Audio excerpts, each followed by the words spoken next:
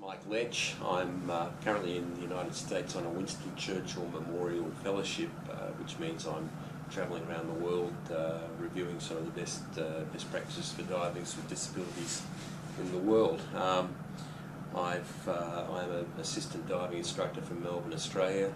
For the last few years we've been running a snorkeling program for people with disabilities, which is now getting so big that we've now set up a not-for-profit organisation in order to be able to adequate staff it so it can grow.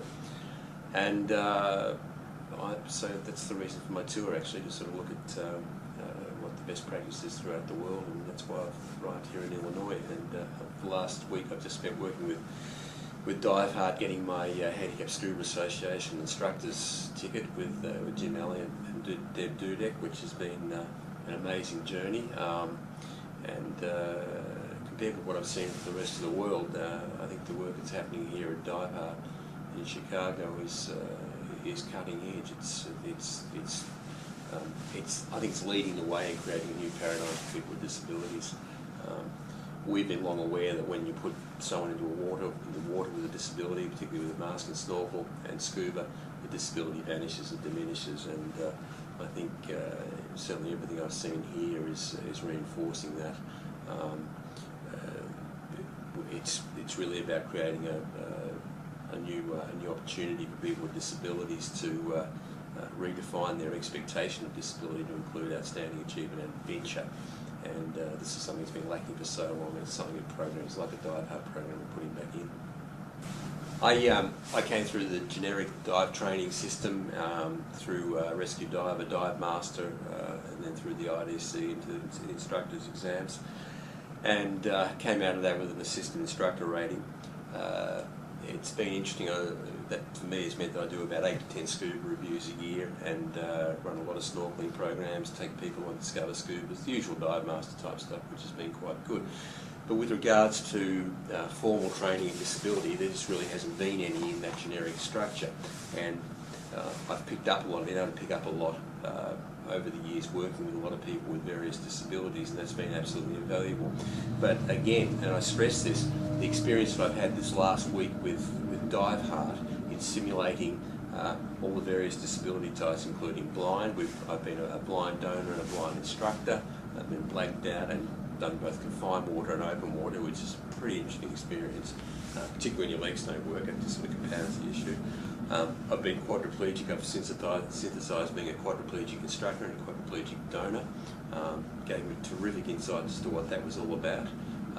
And also an amputee, pulling off a mask on and off, doing regulator recovery with the opposite arm, that type of thing.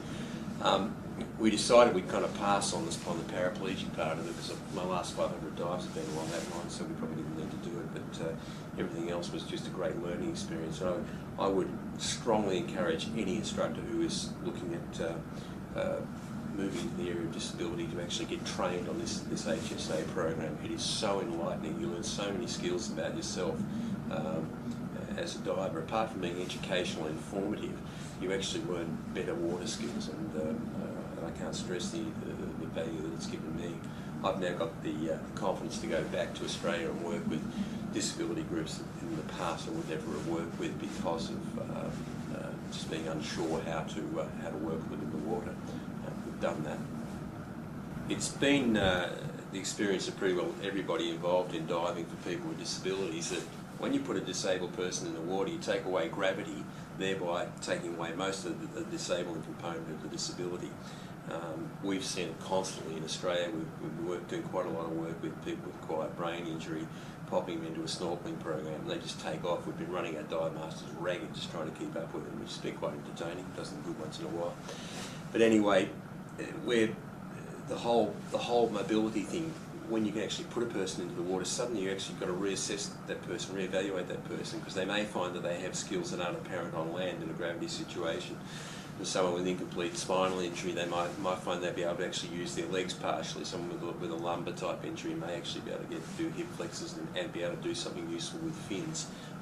Certainly I know their experience of Fraser Bathgate in Scotland. He's a paraplegic, and he finds he can use these fins that they call jiggly wigglies, which are quite a soft fin. They actually give him quite good propulsion just by using the hip flexors.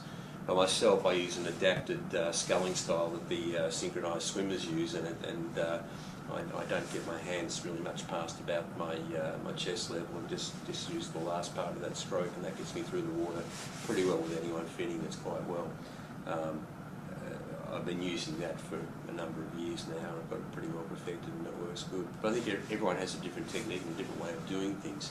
But what I think the point I'm trying to make is when you're working with someone on land, you probably really do need to do that re-evaluation again in the water to see what they've got when you take away the gravity component. It does make a difference.